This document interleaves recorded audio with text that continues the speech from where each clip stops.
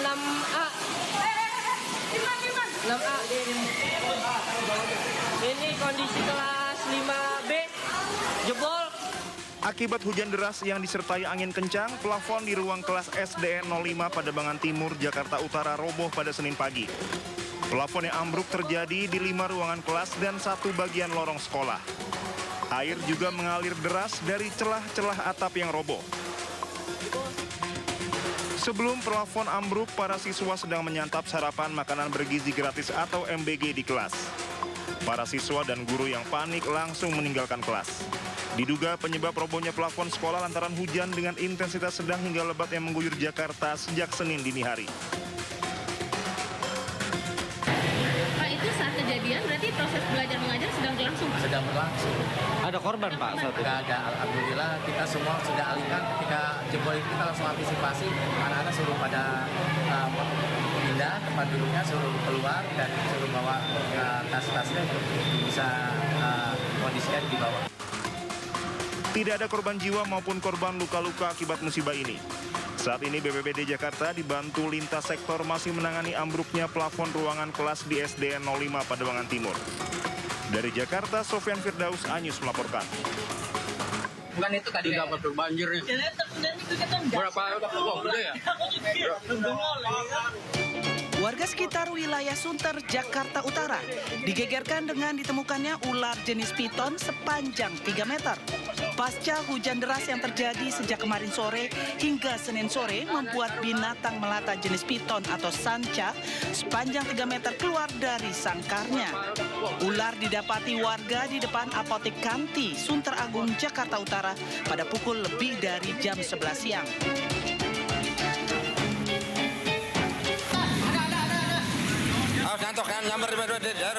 Sementara di perumahan Muara Karang Blok 7, Jakarta Utara, seekor ular piton dengan panjang hingga 3 meter juga didapati warga di dalam rumah. Akhirnya, ular dapat dihalau keluar rumah. Diimbau warga waspada pasca banjir yang merendam pemukiman karena ular kerap muncul dan mencari tempat kering di dalam rumah. Pemirsa, banjir merendam puskesmas di Sukabumi, Jawa Barat hingga membuat sejumlah pasien harus dievakuasi. Banjir juga merendam jalur Pantura di Kudus, Jawa Tengah mengakibatkan kemacetan yang panjang.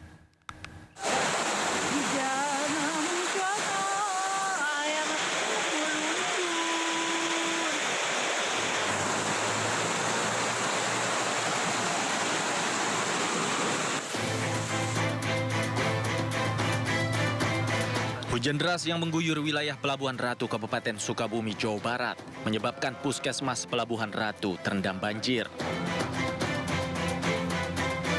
Sejumlah ruangan pelayanan hingga perawatan terendam setinggi 50 cm hingga 1 meter.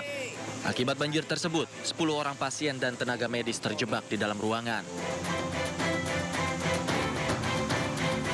Petugas Basarnas Sukabumi mengevakuasi pasien yang dirawat ke Rumah Sakit Pelabuhan Ratu.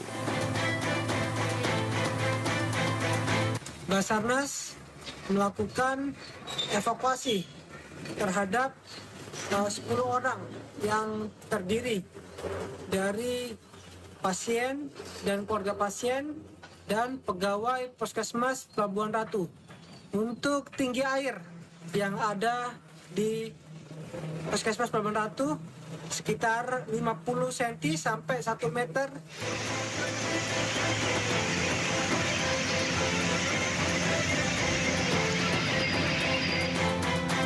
Sementara itu banjir juga merendam jalur Pantura di Kudus, Jawa Tengah. Antrian panjang kendaraan besar di jalur Pantura terlihat baik dari arah Semarang ke Surabaya atau sebaliknya. Kemacetan hingga 3 km ini akibat banjir dan curah hujan tinggi yang mengguyur sejak Senin pagi. Petugas dikerahkan ke lokasi untuk mengatur arus lalu lintas, namun belum ada rekayasa lalin yang dilakukan. Dari Sukabumi dan Kudus, Tim Liputan iNews melaporkan.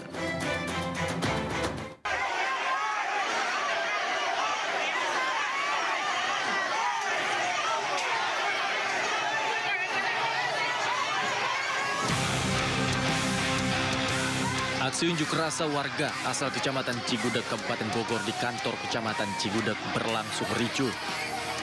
Massa yang datang dari berbagai desa di Kecamatan Cigudeg dan Rumpin ini menagih janji Gubernur Jawa Barat pasca penutupan tambang di kawasan Cigudeg dan Rumpin. Kericuhan dipicu oleh kekecewaan atas sikap camat saat menemui pengunjuk rasa. Mereka menilai camat tidak membela warga karena tidak dapat menyampaikan keluhan warga pada gubernur.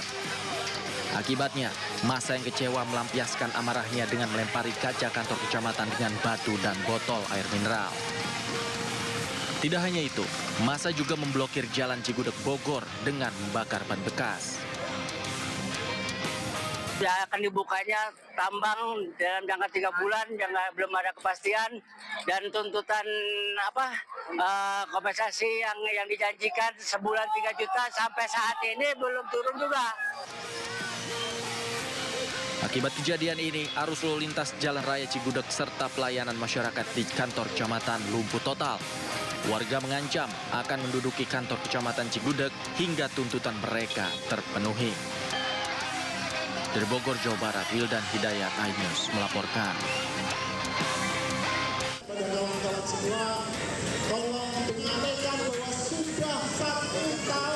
Ratusan eks-karyawan Sritex memadati Pengadilan Negeri Semarang mengenakan pakaian hitam. Mereka mengaku mewakili lebih dari 8.000 eks-pekerja Sritex yang menuntut pembayaran pesangon dan THR. Dalam aksi tersebut, Korlap mengkritik kinerja tim kurator kepailitan Sritex yang dinilai lamban dan tidak menunjukkan progres. Mereka menuntut agar hak pekerja segera dibayarkan. Kita sudah memberikan waktu kepada kurator sampai dengan akhir Desember harus ada perubahan signifikan. Ternyata tidak ada, akhirnya kita melakukan aksi hari ini. Tuntutan kami ada 3. Bahwa 1, kita minta kurator, hakim pengawas mengevaluasi kinerja dari kurator. Yang kedua, kalau memang kurator kinerjanya tidak profesional, kami minta diganti. Yang ketiga adalah evaluasi kinerja gaji BP. Para eks-karyawan juga menyoroti proses lelang aset perusahaan yang hingga kini belum membuahkan hasil.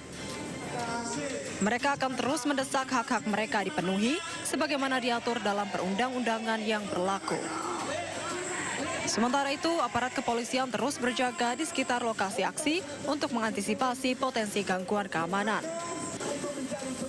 Wisnuwardana, iNews melaporkan.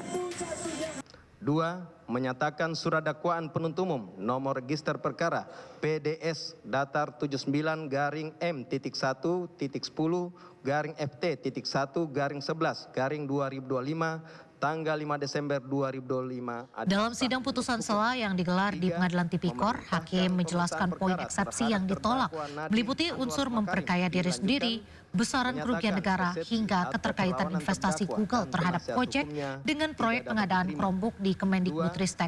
Hakim juga menyatakan surat dakwaan terhadap Nadiem sah menurut hukum sehingga perkara ini akan dilanjutkan. M.1.FT.1-11. Tadi disaksikan lagi bahwa hari ini Pak Nadiem tetap nggak boleh bicara. Dibawa cepat-cepat ke bawah dengan tidak jelas alasannya apa. Ini banyak alasan-alasan yang juga kita tidak jelas. Misalnya tadi audit BPKP takut sekali diberikan kepada kita. Itu juga ada apa? Ada apa dengan audit BPKP tersebut? Tapi nggak apa-apa, kita jalanin aja. Pak Nadiem membuat pesan tertulis yang ingin saya bacakan. Assalamualaikum warahmatullahi wabarakatuh. Izinkan saya menulis surat ini untuk dibacakan penasihat hukum saya. Walaupun saya sedih dengan penolakan eksepsi hari ini, saya... Kita ke kasus lain pemirsa, meski telah ditetapkan sebagai tersangka kasus dugaan korupsi haji 2023-2024, KPK belum menahan mantan Menteri Agama Yakut Khalil Qomas. KPK akan kembali memeriksa Gus Yakut sebagai tersangka dalam kasus tersebut.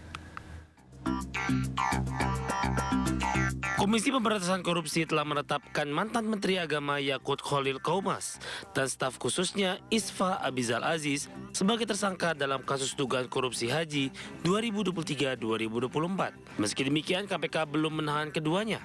Juru bicara KPK Budi Prasetyo mengatakan KPK akan kembali memeriksa Gus Yakut sebagai tersangka dalam kasus tersebut.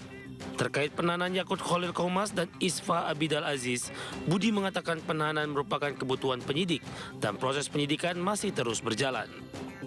Penetapan tersangka tentu berdasarkan kecukupan alat bukti.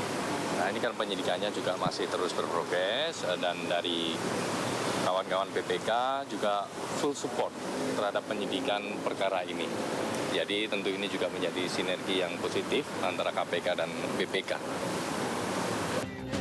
KPK juga mengungkap jumlah pengembalian uang dari Biro Travel Haji atau penyelenggara ibadah haji khusus mencapai 100 miliar rupiah. Jumlah tersebut diprediksi akan terus bertambah. KPK menghimbau agar seluruh pihak dan asosiasi Biro Travel Haji untuk mengembalikan uang yang berkaitan dengan kasus kuota haji.